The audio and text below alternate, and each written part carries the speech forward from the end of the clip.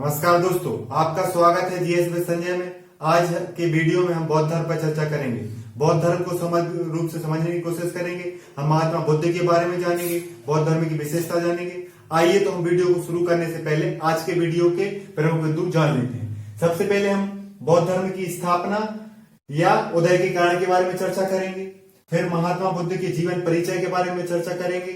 फिर बुद्ध की जो प्रमुख शिक्षाएं हैं, जो 4 आर्य व्रत हैं और अष्टांगिक मार्ग है और बौद्ध धर्म की विशेषता है, इनके बारे में चर्चा करेंगे। फिर बुद्ध के जीवन से जुड़े कुछ महत्वपूर्ण तत्व हैं कि महापरिनिर्वाण किसे कहते हैं, धर्म चक्र परिवर्तन किसे कहते हैं, उनके बारे में चर्चा करेंगे। और बुद्ध पूर्णिमा का किस प्रकार से महत्व है, इसके बारे में हम आज की वीडियो में जानेंगे। और अंतिम रूप से हम जानेंगे कि बौद्ध धर्म की सफलता के कारण क्या थे। क्योंकि जब हम प्राचीन समय में बात करते हैं तो उस समय विभिन्न धर्म शुरू हुए, 2 धर्म एक साथ शुरू हुए थे, जैन धर्म और बौद्ध धर्म, जिसमें से जैन धर्म का उतना विस्तार नहीं हो पाया और वह केवल भारत में सीमित रह गया, लेकिन बौद्ध धर्म दुनिया के विभिन्न देशों में फैला। तो बौद्ध धर्म की सफलता के कारण क्या थे, वह भी हम आज की वीडियो में जानने की कोशिश करेंगे। तो आइए हम अपने वीडियो को शुरू करते हैं और सबसे पहले हम जानते हैं कि बौद्ध धर्म की स्थापना के या उदय के प्रमुख कारण क्या थे। बौद्ध धर्म की स्थापना या उदय के कारण प्रमुख कारणों को समझने की कोशिश करें। देखो, प्राचीन काल की जो सबसे बड़ी समस्या थी, वो वैदिक धर्म की जटिलता थी। क्योंकि जो उस समय जो वैदिक धर्म चला आ रहा था, जिसकी जानकारी वेदों से प्राप्त होती है, एक प्रकार से जो सनातन धर्म चला रहा था, उसमें बहुत जटिलताएं थी। मतलब कि उसमें किसका प्रभुत्व था? ब्राह्मण का प्रभुत्व था। मतलब कि धर्म पे जो अधिकार था वो एक वर्ण का था। किसका था? ब्राह्मण का। तो क्षत्रिय, वैश्य, शूद्र बाकी धर्म की जो वैदिक धर्म के जो महत्व से उससे वंचित थे। तो इनकी भी चाहत थी कि वो धर्म में सहयोग करें, धर्म की सहायता से उनको भी सम्मान प्राप्त हो, वो अपने धार्मिक जीवन को अच्छे से जी सकें। तो वैदिक धर्म की जटिलता थी कि इसमें यज्ञ किया जाता था, वो भी यज्ञ विशेष लोगों को अनुमति थी यज्ञ करने की, और जो धार्मिक ग्रंथ थे उनको भी पढ़ने की या उस भाषा को बोलने की विशेष लोगों की अनुमति थी। तो इस जो वैदिक धर्म में जो जटिलता मौजूद थी, बौद्धिक धर्म की जो जटिलता थी, इसने मतलब कि नए धर्मों को उदय को क्या किया, मतलब कि मौका दिया, नए धर्म उदय कर सके, नए धर्मों का जन्म हो सका। यह वैदिक धर्म में जो प्रॉब्लम थी उसकी वजह से ऐसा हुआ। इसीलिए प्राचीन काल में कौन कौन से? जैन धर्म का उदय हुआ, बौद्ध धर्म का उदय हुआ और बहुत से अनेक संप्रदाय का भी हुआ, जिसमें बौद्ध धर्म विश्व स्तर पर प्रसारित किया गया। इसको अशोक ने भी सहयोग दिया, बिंबिसार ने, अजातशत्रु ने और बाद में कनिष्क ने, इन सब ने बौद्ध धर्म को क्या किया है? संरक्षण दिया है, जिससे विश्व स्तर पर फैल सके। वर्तमान में थाईलैंड, चीन, कंबोडिया, मलेशिया, इनमें बहुत विस्तार रूप से, बहुत बहुसंख्यक रूप से बौद्ध धर्म के अनुयायी आपको मिल सकते हैं। तो वैदिक धर्म की जटिलता ने बौद्ध धर्म को उदय में सहयोग किया। दूसरे नंबर पर जाति व्यवस्था। जो जाति व्यवस्था चली आ रही थी, जिसमें जाति के आधार पर लोग समाज 4 वर्गों में बटा हुआ था। सबसे पहले ब्राह्मण थे, जिसका प्रभुत्व धर्म पर था। दूसरे नंबर पर क्षत्रिय आते थे, जिनका प्रशासन में था या सत्ता किसके हाथ में थी? क्षत्रियों के। मतलब राजा कौन बन सकता था, युद्ध कौन लड़ सकता था, सेना में कौन भर्ती हो सकता था? क्षत्रिय। लेकिन जो वैश्य और शूद्र थे वो अपनी स्थिति से परेशान थे, क्योंकि वैश्य व्यापारी वर्ग के रूप में था, उसके पास धन संपदा तो थी, लेकिन उसको सम्मान प्राप्त नहीं हो पाता था। तो उसको इस जाति व्यवस्था से वैद्य धर्म सम्मान प्राप्त हुआ। और शूद्रों को भी मतलब कि बौद्ध धर्म ने जाति व्यवस्था को नकार दिया। इससे लोगों ने किस धर्म को अपनाया? बौद्ध धर्म को। मतलब कि जाति व्यवस्था को ना स्वीकार करते हुए बुद्ध ने जाति व्यवस्था का विरोध किया और शूद्रों और वैश्यों को भी धार्मिक कार्यों में शामिल करने का मौका प्रदान किया। इससे बौद्ध धर्म में लोग शामिल हुए, बौद्ध धर्म का लोगों ने प्रचार किया, बौद्ध धर्म को लोगों ने माना। इससे बौद्ध धर्म का प्रचार प्रसार हुआ, बौद्ध धर्म उदय हो सका या उसकी स्थापना हो सकी। क्योंकि देखो, जाति व्यवस्था प्राचीन समय से लेकर मध्यकाल, वर्तमान में, आधुनिक समय में भी जाति व्यवस्था बहुत बड़ा एक प्रकार से अभिशाप बन के रह गई। क्योंकि जब तक जाति व्यवस्था, देखो, जाति व्यवस्था के कारण आरक्षण है, जाति व्यवस्था के कारण बहुत सारी जो पिछड़ापन है वो भी जाति व्यवस्था के कारण, बहुत सारा जो लोग बटे हुए वो किसके कारण? बोलते हम ठाकुर, तुम ब्राह्मण, तुम क्षत्रिय, तुम शूद्र, तुम ये, तुम वो। ये जाति व्यवस्था से क्या समाज बटा हुआ है, जाति व्यवस्था से समाज बटा है, देश बटा है। तो ये जाति व्यवस्था प्राचीन काल से लेके अभी तक, वर्तमान तक अभिशाप के रूप में काम कर रही है। तो इस जाति व्यवस्था ने भी नए धर्म के उदय को मौका दिया, है ना। फिर नवीन कृषि मूलक स्थिति, क्योंकि देखो ये क्या कर रहा था? अहिंसा पे बल दे रहा था। बौद्ध धर्म क्या पे बल दे रहा था? अहिंसा पे। तो जो जो वैदिक धर्म में जो क्या बलि प्रथा चली आ रही थी, कौन सी, पशु बलि, जो पशु बलि प्रथा को बंद करने की और अहिंसा के पालन को जो बौद्ध धर्म में बढ़ावा दिया, उसने भी बौद्ध धर्म को में बहुत बड़ी भूमिका निभाई। क्योंकि जब कृषि मूलक अर्थव्यवस्था हो रही थी तो कृषि में पशुओं की आवश्यकता थी, क्योंकि पशुओं की सहायता से खेती की जाती थी। अतः नवीन कृषि मूलक व्यवस्था ने भी बौद्ध धर्म को में बहुत सारी मदद प्रदान की है, सहयोग प्रदान किया है। क्योंकि देखो, जब समाज बदलता है, जब चीजें बदलती हैं, तो आपको वो जो प्रथा है वो बदलना चाहिए। क्योंकि आप पशु बलि देकर आप उस तरीके से अपने धार्मिक पक्ष को उस तरीके से संतुष्ट नहीं कर सकते, क्योंकि जब पशुओं की जरूरत है तो आपको पशु बलि को बंद करना चाहिए। लेकिन वो सनातन धर्म या वैदिक धर्म बंद नहीं कर रहा था, लेकिन बौद्ध धर्म ने अहिंसा का पालन किया और पशु बलि को क्या कर दिया, बंद कर दिया। इसलिए लोगों ने बौद्ध धर्म को अपनाया। अब आता है वैश्य की महत्व में वृद्धि। मतलब क्या था, जो तीसरे नंबर पर था बड़े क्रम में, है ना, तो वैश्य चाहता था उसको सम्मान मिले, क्योंकि हिंदू धर्म या वैदिक धर्म में ब्याज को लेना क्या माना जाता था, पाप। लेकिन ये व्यापारी वर्ग था, वैसे क्या थे, व्यापार करते थे, तो उनको ब्याज और सूद लेने की आवश्यकता थी। क्योंकि जब आप व्यापार करेंगे तो आपकी मंशा क्या रहेगी, लाभ कमाने की, और बिना ब्याज के अगर आप पैसा देंगे या व्यापार करेंगे तो आपको मुनाफा नहीं हो पाएगा। इसीलिए वैश्य ऐसे धर्म को चुनना चाहता था जिसमें ये सारी चीजों की अनुमति हो, उसमें पाप ना माना जाए। इसीलिए वैश्य वर्ग ने बौद्ध धर्म को संरक्षण भी दिया, उसका सहारा भी लिया और साथ को उसको प्रचार प्रसार किया। तो वैश्य वर्ग ने भी बौद्ध धर्म के उद्धार में बहुत बड़ी भूमिका निभाई। अब आता है अनुकूल राजनीतिक दशा। उस राजनीतिक दशा मतलब कि तत्कालीन राजाओं ने भी बौद्ध धर्म का समर्थन किया। तत्कालीन राजाओं ने भी किसका समर्थन किया, बौद्ध धर्म को का समर्थन किया। जैसा कि बिंबिसार ने क्या किया, बिंबिसार जब बौद्ध ज्ञान प्राप्त करके जब वापस मगध पहुंचे तो उनका सम्मान किया और उनको एक वाटिका के रूप में एक पार्क उनको भेंट किया कि आप इसमें प्रवचन दे सकते हैं, आप अपने पास रखिए। इसी प्रकार अजातशत्रु ने समर्थन किया और अशोक ने बहुत बड़े स्तर पर समर्थन किया। उसने तो बौद्ध धर्म का प्रचार प्रसार विश्व स्तर पर किया ही है। तो जो अनुकूल राजनीतिक दशा थी, ये जो तात्कालिक राजाओं का सहयोग था, वो भी बौद्ध धर्म की स्थापना का महत्वपूर्ण कारण बना। तो बौद्ध धर्म की स्थापना के प्रमुख कारण में अपन ने देखा, देखो, जब दूसरे धर्म में जटिलता होती है तो सरल ऑप्शन अपनाने के लिए बौद्ध धर्म आया, है ना।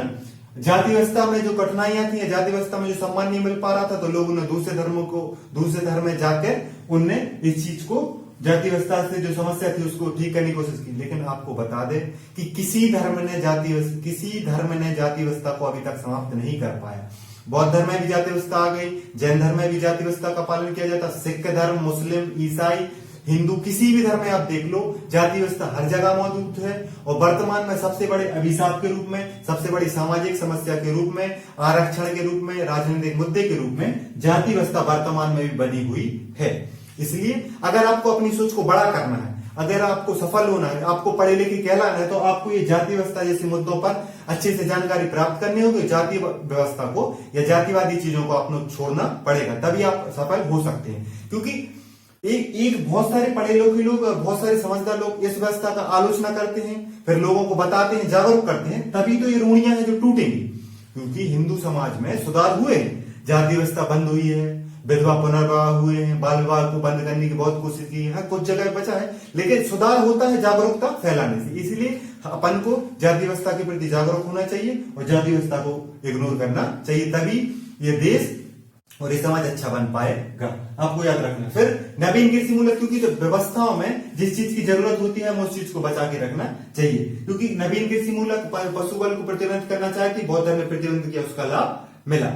क्योंकि जिस चीज की जरूरत है उस चीज का बचाव करना चाहिए। देखो, क्योंकि समाज में जो वर्ग रहते हैं उनको ऑप्शन मिलता है तो उस तरफ झुकाव होते हैं। वर्तमान राजनीति में आप ऐसे देखेंगे, जो सत्ता है, जो लोगों के मन की बात को समझेगी, उसी प्रकार की बातें करेगी, तो लोग उसको वोट देंगे और उसको सत्ता में लाएंगे। और अनुकूल, जब देखो, जिसको सत्ता सपोर्ट करती है, जैसे आप वर्तमान मीडिया को देख लो, जिसको बीजेपी सरकार का समर्थन है वो फल फूल रहे हैं, और जिसको नहीं है तो वो पिछड़ जाते हैं। तो किसी भी चीज के प्रचार प्रसार में सत्ता का अनुकूल, राजनीतिक दशा का अनुकूल होना और राजाओं का या सत्ता का या प्रमुख किसी नेता का उसमें सपोर्ट करना बहुत जरूरी हो जाता है। तो ये जो 5 प्रमुख कारण थे, यही बौद्ध धर्म की स्थापना में महत्वपूर्ण हुए। इसके बाद हम देखते हैं कि बौद्ध का जीवन परिचय क्या था, क्योंकि बौद्ध धर्म के संस्थापक कौन थे, बुद्ध, तो उनका जीवन परिचय हम जान लेते हैं। तो हम गौतम बुद्ध के जीवन परिचय को जान लेते हैं। तो देखो, महात्मा गौतम बुद्ध बौद्ध धर्म के संस्थापक का जन्म 563 ईसा पूर्व में हुआ। 563 ईसा पूर्व में कहां पे हुआ था? लुम्बिनी में। कहां पे? लुम्बिनी में, जो वर्तमान में कहां पे है? नेपाल में। नेपाल में देखो, लुम्बिनी, देखो गौतम बुद्ध, महात्मा गौतम बुद्ध के लिए इसलिए महत्वपूर्ण हो जाते हैं क्योंकि धार्मिक मुद्दे पर नेपाल से भारत की कुछ पिछले दिनों बहुत सारी जो फंसी, तो उन्होंने कह दिया कि राम कहाँ के हैं? नेपाल के हैं। फिर उन्होंने कहा कि भारत के विदेश मंत्री ने जब कहा कि मतलब महात्मा गौतम बुद्ध भारत के बहुत बड़े महापुरुष हैं, तो इस पर ऐतराज जताते हुए नेपाल ने कहा कि जो गौतम बुद्ध है वो नेपाली है, भारतीय नहीं। इसलिए नेपाल धार्मिक रूप से भारत और नेपाल के बीच थोड़ी से विवाद हुए हैं। तो इसलिए आपको याद रखना है कि बौद्ध धर्म इसलिए महत्वपूर्ण हो जाता है क्योंकि गौतम बुद्ध का जन्म कहाँ हुआ है? लुम्बिनी में, और वो कहाँ है? नेपाल में। क्योंकि करंट से देखो, इतिहास वो चीज है जो इतिहास हुई तो प्राचीन समय में, हुई तो भूतकाल में, लेकिन वो वर्तमान से बहुत ज्यादा रिलेट करती है, कनेक्ट करती है। और जो करंट की घटना है उससे जो पूछने वाला व्यक्ति है क्वेश्चन बना लेता है किससे? इतिहास से। वो सोचता है आपको नेपाल तो सुना है, आपने लुम्बिनी के बारे में सुना है, बुद्ध के बारे में सुना है, इसलिए कुछ ना कुछ इतिहास से ये क्वेश्चन बना लिया जाए। इसलिए आपको याद रखना है कि गौतम बुद्ध का जन्म 563 ईसा पूर्व में, स्थान क्या था? लुम्बिनी, जो वर्तमान में कहां पे है? नेपाल पे। अब इनका बचपन का नाम महत्वपूर्ण हो जाता है क्योंकि इनके बचपन का नाम क्या था? सिद्धार्थ। बचपन नाम क्या था? सिद्धार्थ। मतलब कि जब तक ज्ञान प्राप्त नहीं हुआ तब तक सिद्धार्थ थे। सिद्धार्थ ने तपस्या की, सिद्धार्थ ने ज्ञान प्राप्त किया और वो कौन बन गए? महात्मा गौतम बुद्ध। तो इनके बचपन का नाम क्या था? सिद्धार्थ। अब इनके पिता का नाम था शुद्धोधन। इनके पिता का नाम क्या था? शुद्धोधन। आपको याद रखना है, सिद्धार्थ के बचपन का नाम, पिता का नाम शुद्धोधन, माता का नाम था महामाया। लेकिन इनके जन्म से क्या हो जाता है? 7 दिन बाद इनकी माता की मृत्यु हो जाती है। उनका पालन पोषण भी कौन करती है? मौसी, जिनका नाम क्या है? प्रजापति गौतमी। प्रजापति गौतमी। आपको याद रखना है कि महात्मा गौतम बुद्ध के पिता का नाम शुद्धोधन था, माता का नाम महामाया था। लेकिन क्या है कि विपरीत परिस्थिति में माता की मृत्यु हो जाती है तो उनका पालन पोषण कौन करती है? मौसी प्रजापति गौतमी।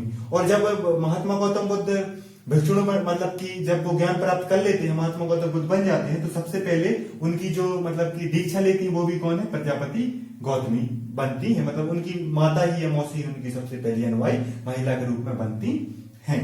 इसके बाद अगर इनकी पत्नी की बात करें तो इनकी पत्नी का नाम है यशोधरा। यशोधरा, इनकी पत्नी का नाम यशोधरा है। इनको यशोधरा से एक पुत्र की प्राप्ति हुई थी जिसका नाम क्या था? राहुल। तो आपको यहाँ पर कंफ्यूज नहीं होना है। बुद्ध के बचपन का नाम क्या था? सिद्धार्थ। और उनके पुत्र का नाम क्या था? राहुल। पुत्र का नाम क्या था? राहुल। और घोड़े का नाम क्या था? कंथक। घोड़े का नाम क्या था? कंथक। देखो, घोड़े का नाम इसलिए याद रखना है क्योंकि जब वो गौतम बुद्ध घर छोड़ के जाते हैं तो वो घोड़े को ले जाते हैं, इसलिए घोड़ा बौद्ध धर्म में प्रतीक के रूप में है, उनके घर छोड़ने के चिन्ह के रूप में है। इसलिए आपको याद रखना है कि घोड़े का नाम क्या था? कंथक। कई बार ऐसी चीजें पूछ लेते हैं। और इनकी मृत्यु 483 ईसा पूर्व में कुशीनगर में हुई थी। कहां पर हुई थी? कुशीनगर। कुशीनगर में, देखो मल्लों की राजधानी थी कुशीनगर। तो गौतम बुद्ध से आपको याद रखना है कि जन्म हुआ था लुम्बिनी नेपाल में, मृत्यु कहां हुई थी? कुशीनगर में। कब हुई थी? 483 ईसा पूर्व में, है ना। घोड़े का नाम क्या था? कंथक। पत्नी का नाम क्या था? यशोधरा। माता का नाम क्या है? महामाया। लेकिन उनका पालन पोषण किसने किया है? उनकी मौसी प्रजापति गौतमी ने। पिता का नाम क्या था? शुद्धोधन। बचपन का नाम क्या था? सिद्धार्थ। जन्म कब हुआ था? 563 ईसा पूर्व में, वो भी लुम्बिनी में। क्योंकि महात्मा गौतम बुद्ध वर्तमान में हाईलाइट में रहे हैं भारत और नेपाल को विवाद के लेकर, है ना।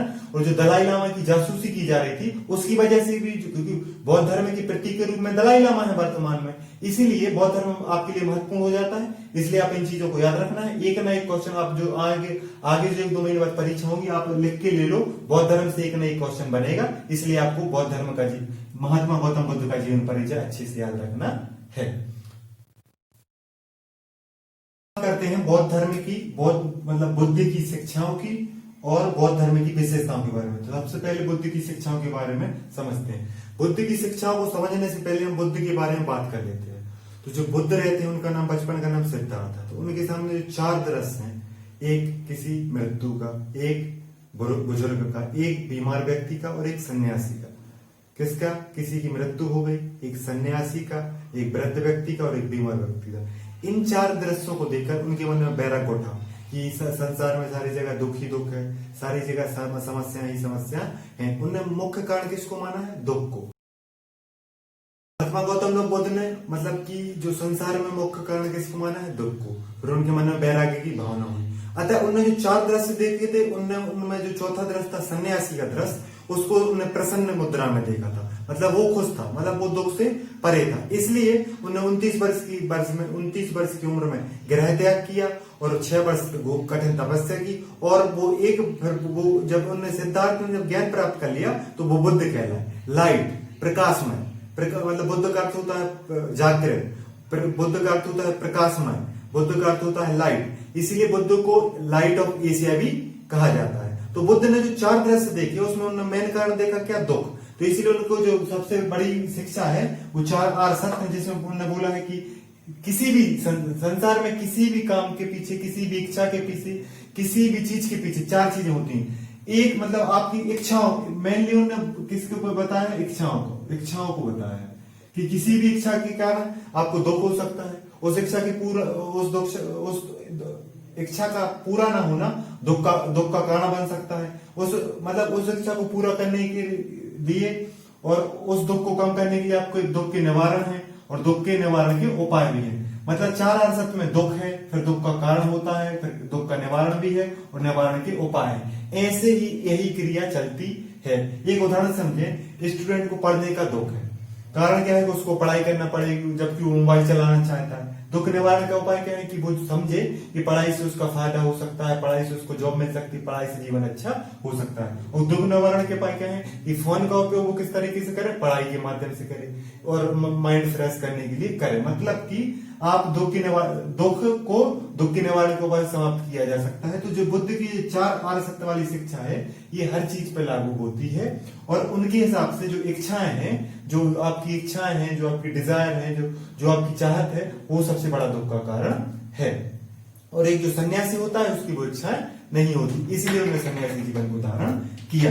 इसके बाद बुद्ध ने अष्टांगिक मार्ग बताया। मतलब ऐसे 8 बातें जिन पर चलकर जीवन को सरल बनाया जा सकता है, जीवन को सहज बनाया जा सकता है। तो उन्होंने सम्यक शब्द का प्रयोग किया। सम्यक क्या होता है? संतुलित। तो 8 चीजें कौन कौन सी है? पहला दृष्टि, सम्यक दृष्टि, सम्यक संकल्प, सम्यक वाक, सम्यक कर्मांत, सम्यक आजीवक, सम्यक व्यायाम, सम्यक स्मृति, सम्यक समाधि। मतलब कि आपकी दृष्टि संतुलित होना चाहिए, किसी को हीन भावना से न देखे, किसी को घृणा से न देखे। एक संकल्प होना चाहिए, अगर किसी चीज का संकल्प लिया है तो अच्छे से कार्य करना चाहिए। आपको ऐसी वाणी बोलना चाहिए जिससे किसी को मतलब हर चीज संतुलन में करना चाहिए। संतुलित वाणी बोलना चाहिए, अपने कर्म को संतुलित रूप से करना चाहिए। आजीवन मतलब ऐसी दिनचर्या, ऐसे कार्यों को करना चाहिए जिससे किसी को दुख ना हो। हाथ उतने फैलाने चाहिए जिससे दूसरे का अधिकार का नुकसान ना हो। मतलब आप अपनी खुशी के लिए दूसरे को दुख नहीं पहुंचा सकते। इसीलिए उन्होंने जीव हत्या और पशु हत्या को मना किया, क्योंकि आपका धर्म, आपको खुशी मिल रहा, आपको धार्मिक चीजें करना, इसीलिए उन्होंने पशु बल को मना किया। व्यायाम करना चाहिए ताकि शारीरिक स्वस्थ रहे। जब व्यायाम करो तो शरीर स्वस्थ रहेगा। और स्मृति मतलब यादों में वो चीजें रखना चाहिए जिससे आपका लाभ हो। किसी से दुश्मनी, वो चीजें, किसी की बुरी बातें, इन सब चीजों को भूल जाना चाहिए। इस स्मृति में वो चीजें रखना चाहिए जो आपका जीवन का भला करे। क्योंकि बुद्ध ने कहा था कि क्षमा करना सबसे बड़ा शक्ति होती है और क्षमा करने वाला व्यक्ति सबसे बलवान और साहसवान होता है। बहादुर और साहसी व्यक्ति की निशानी है कि वो माफ करना जानता है। क्योंकि हिंसा और बदला लेना तो किनका काम है? मतलब उनका काम है जो डरपोक है ना, उनका काम क्या है? वो बदला लेते हैं, वो छोटी छोटी बातों को याद रखते हैं। तो स्मृति ऐसा होना चाहिए जो बुरी बातों को भूले। और समाधि मतलब कि अंतिम रूप से आप सारी चीजों को त्याग कर, अपने इच्छा से सांसारिक चीजों को त्याग कर समाधि ले लेनी चाहिए। तो उन्हें अष्टांगिक मार्ग बताया, 4 आर्य सत्य बताया। ये बौद्ध की शिक्षाएं थी। बौद्ध की सबसे बड़ी शिक्षा अगर वर्तमान में अपन जाने तो बौद्ध ने जो सबसे अच्छी बात कही है वो मध्यम मार्ग अपनाने की कही है। बौद्ध कहते थे कि सारी चीजों में दुख को दूर करने में, सारे कामों को करने में, इच्छाओं को समाप्त करने में मध्यम मार्ग अपनाना चाहिए। ना एकदम हाई लेवल पे ना एकदम लो लेवल पे बीच का मार्ग अपनाना चाहिए। मान लो आपकी किसी से लड़ाई हो गई तो आपको एकदम से उसको ना गोली मारने की सोचना चाहिए, ना उसको माफ करने का सोचना चाहिए। मध्यम रूप से यह सोचना चाहिए कि उससे लड़ाई की वजह क्या थी, उस लड़ाई को ठीक कैसे किया जा सकता है, उसने लड़ाई क्यों की, आपने उस पर जवाब कैसे दिया। तो उन सारी चीजों को मध्यम मार्ग के तरीके से निकालेंगे और फिर आप धीरे से उन बातों को समझेंगे। तो फिर आपके पास सम्यक जब स्मृति आ जाएगी, सम्यक ज्ञान और सम्यक दृष्टि रहेगी, सम्यक संकल्प रहेगा, तब आप उसे माफ कर देंगे और जीवन में जो आपका दुख था उसका दुख का कारण जान जाएंगे। फिर दुख का निवारण आप खोज लेंगे और निवारण के उपाय आप जब मध्यम मार्ग अपनाएंगे तो ये सारी चीजें आ जाएंगी। इसीलिए बुद्ध का जो दर्शन है वो विश्व के विभिन्न देशों में फैला और बौद्ध धर्म प्रचारण हुआ। इसके बाद अगर हम बौद्ध धर्म की शिक्षाओं की बात करें या बौद्ध धर्म की विशेषता, अपन ने बुद्ध की शिक्षा पढ़ ली। बौद्ध धर्म की विशेषता है कि अनेश्वरवादी है, मतलब ईश्वर की सत्ता में विश्वास, मतलब कि जो बौद्ध धर्म है वो ईश्वर की सत्ता में विश्वास नहीं करता। मतलब इनके अनुसार कोई ईश्वर नहीं है, सृष्टि के निर्माणकर्ता के रूप में ईश्वर को नहीं मानते। तो अनेश्वरवादी है, मतलब ईश्वर को नहीं मानते, ईश्वर को बौद्ध धर्म ईश्वर को नहीं मानता। क्षणिकवादी, मतलब कि इस संसार में कोई भी जो आया है वो जाएगा। क्षणिकवादी मतलब कोई भी चीज स्थिर नहीं है, कोई भी चीज क्या नहीं है, स्थिर नहीं है ना। तो अनेश्वरवादी है, क्षणिकवादी है, अहिंसावादी है। सबसे बड़ा गुण क्या है इसका, अहिंसावादी, मतलब ये हिंसा का विरोध करता है, अहिंसा का समर्थन करता है। आपको देखो, बुद्ध ने अहिंसा का समर्थन किया, महात्मा गांधी ने अहिंसा का समर्थन किया, महावीर स्वामी ने अहिंसा का, मतलब ये वो व्यक्ति हैं जिन्हें अहिंसा के माध्यम से, और जो अशोक भी नीति अपनाता है शांति की, वो भी अहिंसा का समर्थन के साथ इन्हें लोकप्रिय और अपने जीवन को सफल बनाया। क्योंकि अहिंसा महात्मा गांधी ने एक हथियार के तौर पर स्वतंत्र भारत को स्वतंत्र दिलाने में करा है। और संसार को बदलने के लिए, बौद्ध धर्म के प्रचार के लिए भी बौद्ध ने अहिंसावाद का प्रयोग किया था। इसलिए बौद्ध धर्म की सबसे बड़ी विशेषता हो जाती है अहिंसावादी होना। और ये आत्मा भी है, आत्मा में ये विश्वास नहीं करता। बौद्ध धर्म आत्मा में विश्वास ना करके आत्म चेतना में विश्वास करता है। आत्म चेतना, वो ये कहता है कि जो आपकी स्मृति, जो आपकी सोच है, उसके अनुसार आप जब आत्म मंथन करेंगे, मध्यम मार्ग पे चलेंगे, 4 आर्य सत्यों का प्रयोग करेंगे, अष्टांग मार्ग पे चलेंगे, तो आप अपने जीवन को सरल बना लेंगे और अपने जो संकल्प लिए हैं उसको पूर्ण कर लेंगे, या जो लक्ष्य है आपके वो पूर्ण कर लेंगे। इसलिए अहिंसावाद के साथ मध्यम मार्ग अपनाते हुए, अष्टांगिक मार्ग अपनाते हुए, सम्यक दृष्टि से, सम्यक संकल्प के साथ जीवन को जीना चाहिए। यही बौद्ध धर्म की शिक्षा है, यही बौद्ध धर्म की विशेषता है। तो बौद्ध धर्म की मुख्य विशेषता मैंने क्या देखी कि ये ईश्वरीय सत्ता में विश्वास नहीं करता, ये क्षणिकवादी है, ये कहता है कि कोई भी चीज स्थिर नहीं है, और ये अहिंसावादी भी है और आत्म विहीन भी है ना, ये चीज है। अब इसके बाद हम देखते हैं कि इसके बाद हमें देखना है कि जो बुद्ध के जीवन से जो महत्वपूर्ण तथ्य हैं वो कौन कौन से हैं, मतलब जो परीक्षा की दृष्टि से महत्वपूर्ण हो सकते हैं और बुद्ध स्पेशल वो बौद्ध धर्म में बुद्ध के लिए अपनाए गए थे। तो आइए उनको देखते हैं। तो जो बौद्ध के जीवन से जुड़े महत्वपूर्ण तथ्य, सबसे पहला है गृह त्याग, जिसे बोला जाता है महाविनिष्क्रमण।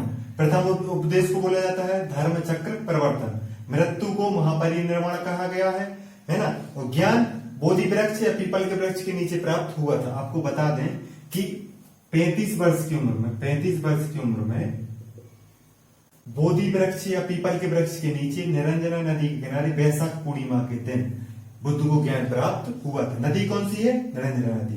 समय क्या था, वैशाख पूर्णिमा। पीपल कौन सा था, वृक्ष कौन सा था, जैसे पीपल का वृक्ष, जिसे बाद में क्या बोला गया, बोधि वृक्ष बोला गया। तो और उम्र क्या है, 35 वर्ष। आपको याद रखना है कि 29 वर्ष में गृह त्याग किया, 6 वर्ष की तपस्या, तो 35 वर्ष में इनको ज्ञान प्राप्त हुआ। क्योंकि कई बार क्वेश्चन पूछ लेते हैं ज्ञान प्राप्त कितने वर्ष में हुआ, 35 वर्ष में। ज्ञान प्राप्ति में समय कितना लगा, तो 6 वर्ष। आपको याद रखना है उम्र 35 वर्ष की थी और तपस्या 6 वर्ष की थी, है ना। तो वैशाख पूर्णिमा से 2 चीजें और जुड़ती हैं।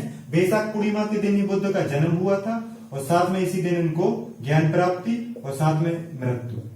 तो एक चीज तो अपन लिखी है, ज्ञान तो अपन देखें वैशाख पूर्णिमा के दिन बुद्ध का जन्म भी हुआ था, उनको ज्ञान की प्राप्ति भी हुई और मृत्यु भी कब हुई थी, वैशाख पूर्णिमा।